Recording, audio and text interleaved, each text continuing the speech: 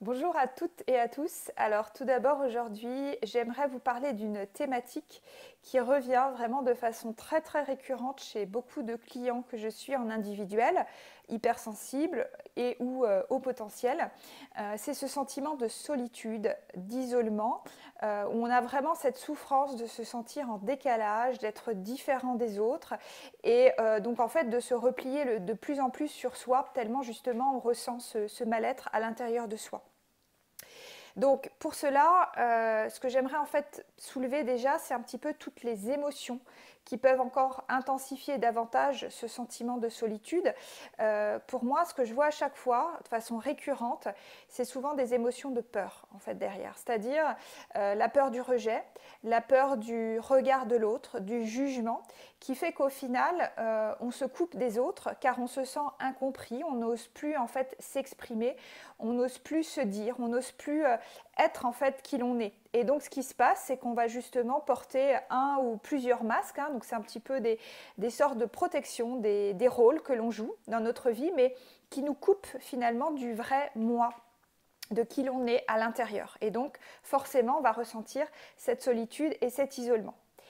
Autre sentiment, autre émotion que l'on peut ressentir, c'est la honte. C'est-à-dire, souvent j'entends mes clients me dire, mais finalement, moi je me sens coupable, vraiment j'ai honte d'être différent, de ne pas arriver à m'intégrer justement, de penser, d'avoir d'autres conceptions, d'autres visions du monde. Et donc là, pareil, ça peut être extrêmement dur, extrêmement pesant en fait à porter et là aussi augmenter ce sentiment de différence et d'isolement. Ensuite, il y a autre chose en fait que j'ai remarqué également dans cette sentiment de solitude. Souvent, c'est que quand on ne sait plus justement qui l'on est, on va finalement pour soi, la relation à l'autre, ça va signifier une suradaptation.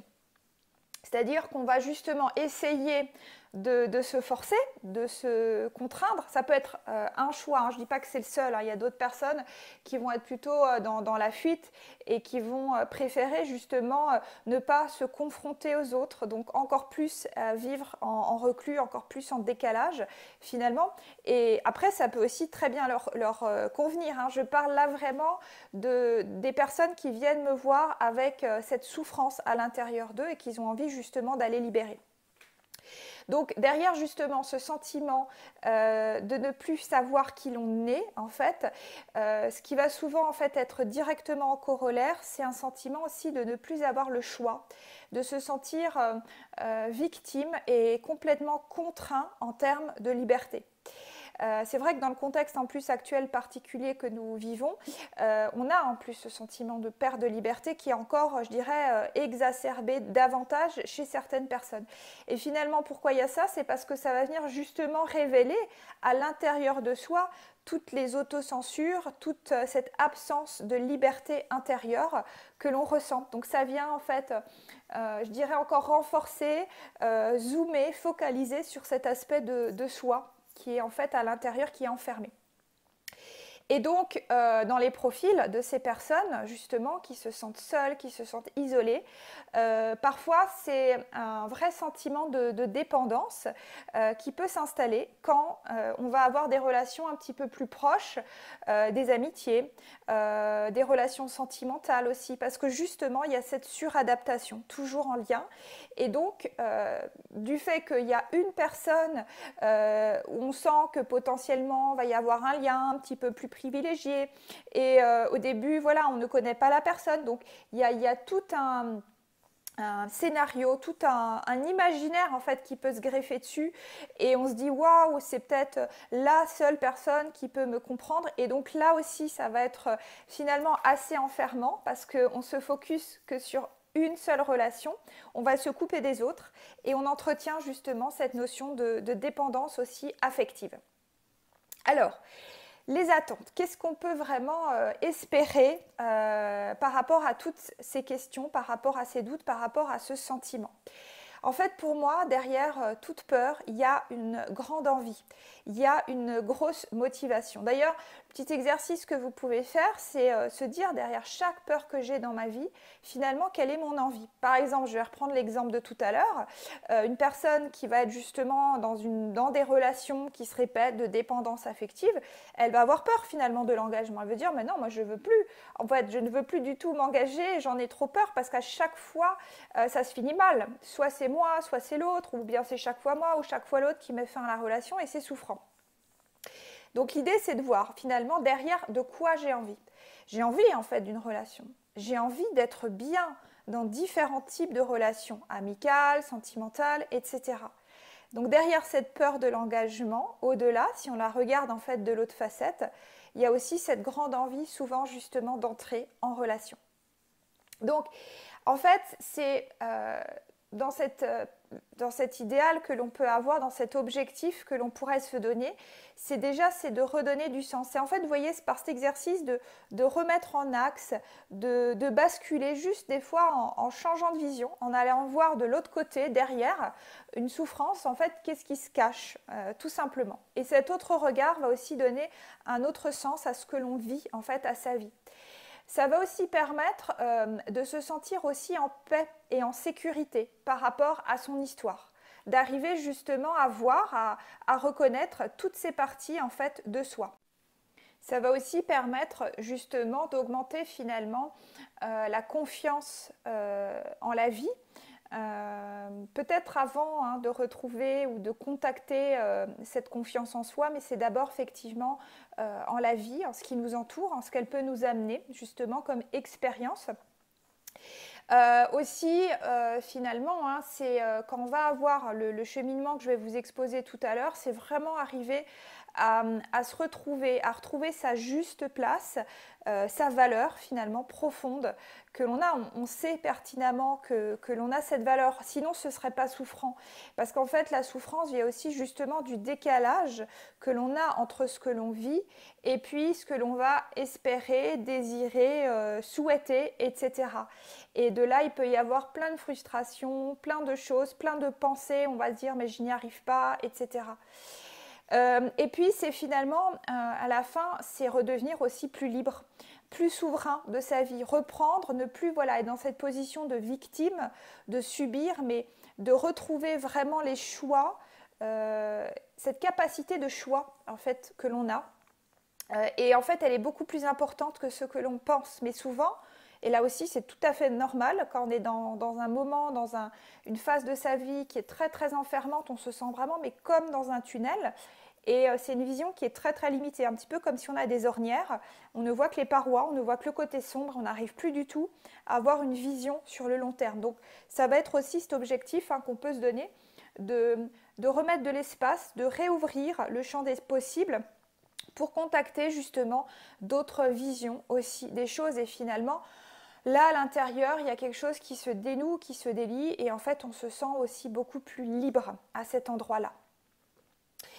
Alors, le cheminement, pour donner un petit peu des pistes, des clés, comment justement j'accompagne et je travaille là-dessus, je vais vous en citer 3 aujourd'hui. La liste n'est pas exhaustive, mais c'est un petit peu les 3 peut-être principaux points que je verrai.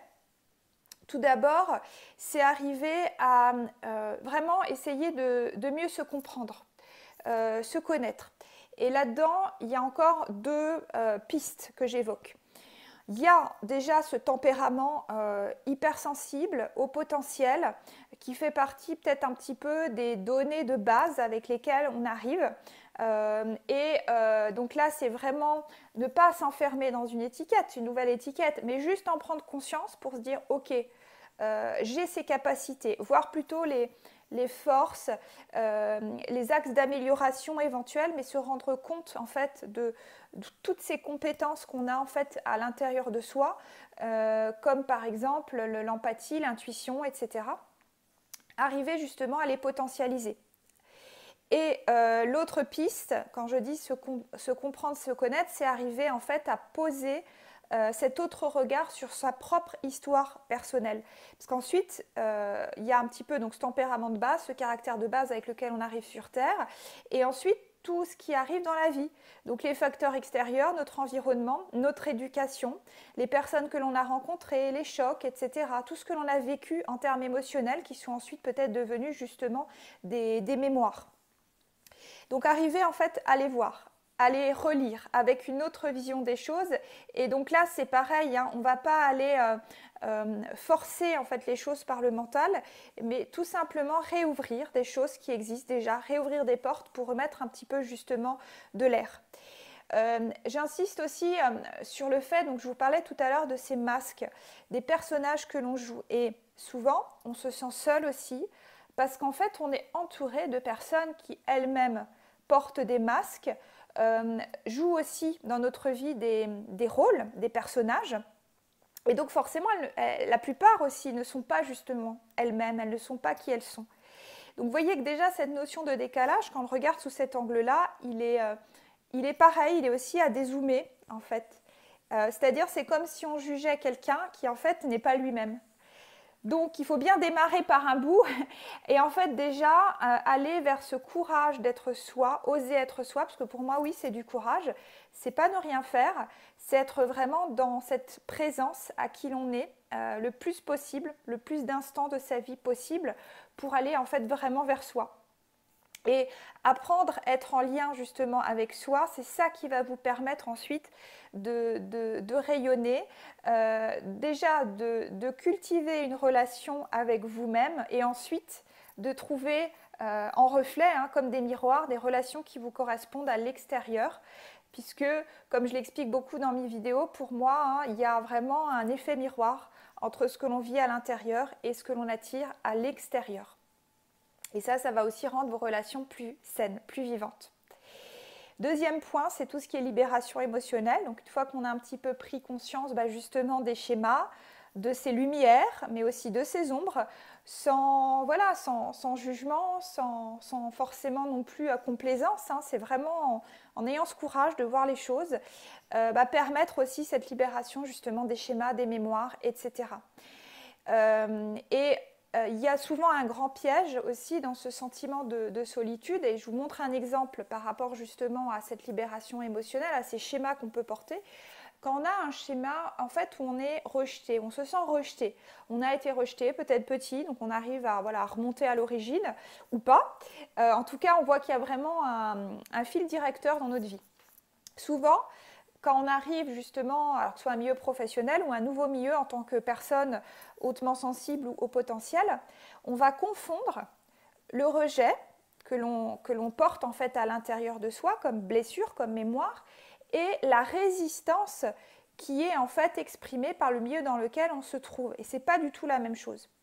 En fait, pour moi, une personne qui va avoir justement une vision sensible, une vision un petit peu plus globale des choses, forcément, elle va un petit peu bousculer l'entourage dans lequel elle arrive, l'environnement dans lequel elle va, même par sa simple présence, même si elle ne dit pas forcément de choses, hein, vous savez, il y a le langage non verbal. Donc ça peut justement bousculer un certain consensus, une certaine immobilité des fois dans des structures. Quand je parle de structures, hein, ça peut être des milieux professionnels, familiaux, certaines formes de pensée, de structure, etc. Et ça bouscule les autres. Et vous n'êtes pas, vous ne pouvez pas porter ce que les autres, comment les autres vont réagir. C'est leur histoire.